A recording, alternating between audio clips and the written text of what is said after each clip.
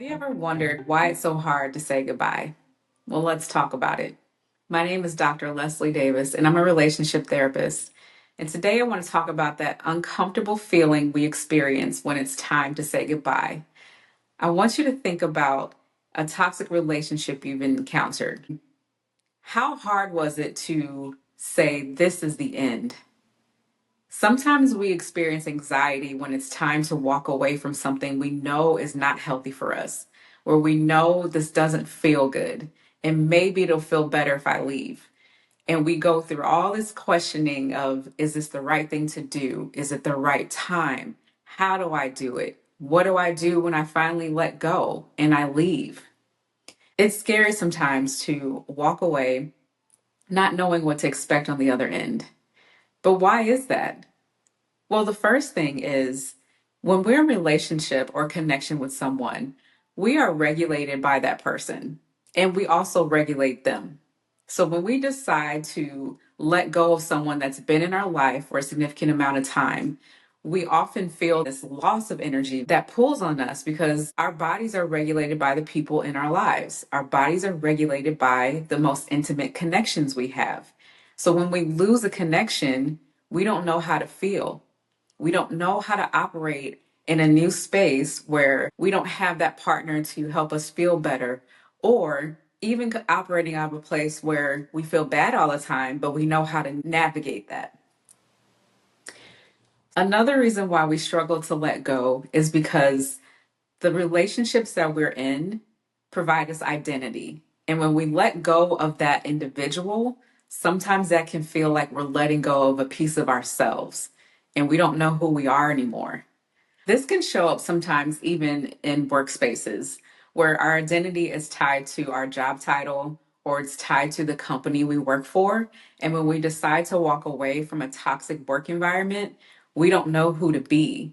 Maybe we struggle to connect to the new job, the new working space that we chose because we're so wrapped up in who we used to be at the old work environment. And that also shows up in relationships. Who we are and how we show up in a relationship with the romantic partner and as friends, that is creating identity for ourselves. So think about, who are you with particular people? There's different parts of yourself that will show up with different connections. But when you decide to walk away from a toxic partner, it can feel unnerving to know, who am I now? Because all I know is that I've been angry or I've been anxious because of this person that I've been connected to. But just think about, how good would it feel to be someone new, to be someone full of joy and light and peace, and operating out of that space and creating a new identity of someone who's fulfilled and happy and confident. I want you to walk into that space. Another reason why we struggle to let go and to say goodbye is because of trauma. Maybe you've experienced traumatic events in your life where you've lost someone when you didn't choose to do so. You didn't know what was going to happen. You didn't expect that loss. But when you're in a space where you get to choose to walk away, it can be a scary decision you have to make. Maybe you might question, am I making the right decision? Well, what if this is a permanent loss? And what do I do about that? Well, the truth is, it can be a loss, and it doesn't have to be a loss that feels so bad all the time. Just imagine when you walk away for the right reasons and you choose to connect with yourself versus staying connected to someone who's toxic for you, how would that feel? I'm pretty sure that would feel enlightening. It might feel peaceful and calm. And isn't that what you would rather feel?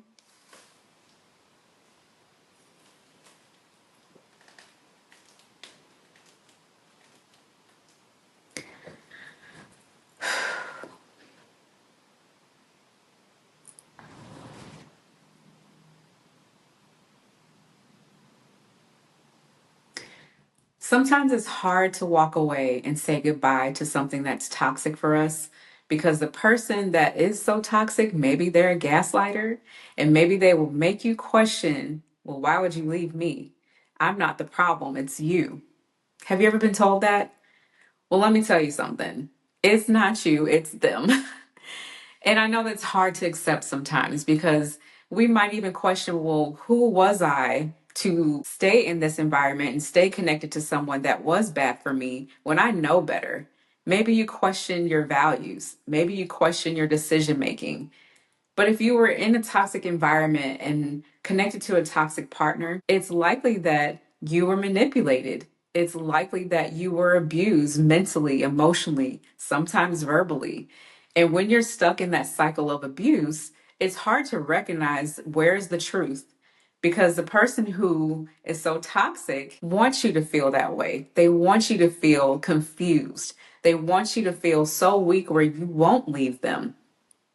So if you gather the courage to walk away, I want you to be proud of yourself because that takes a lot of confidence to say, you know what, I'm done with this. I can't do it anymore. I'm choosing myself, no matter what the cost. Sometimes we struggle to walk away because we're scared of what other people might say about us. Maybe the truth comes out when we do leave a toxic relationship where we have to tell our friends and family how bad it really was, and they might start to question and judge us. And that might be a reason why we stay. We'd rather deal with the toxic person than deal with the judgment that comes with, well, girl, why were you there in the first place? You know better. Or why didn't you tell us? Why didn't you allow us to help you? Have you ever experienced that? There are times when we think back to who we were before we entered this toxic relationship, and we can't even recognize that person anymore. We can't even look ourselves in the mirror and see the good that's in us because we've been so surrounded and manipulated to feel bad about ourselves. It's scary to leave, but I will tell you this. When you decide to walk away and choose yourself and choose something better for yourself, you won't regret it. It's going to hurt.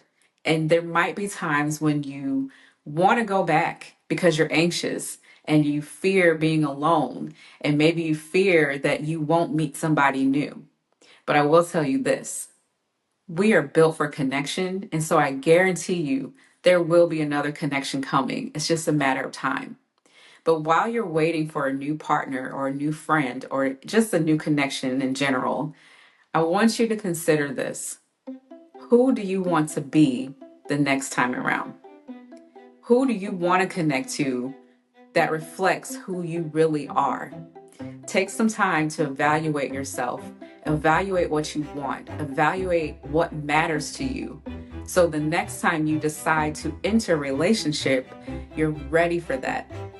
You're ready for the partner who will support who you are, who reflects who you are. They reflect what you need. I want you to sit with that. And that's some real talk with Dr. D.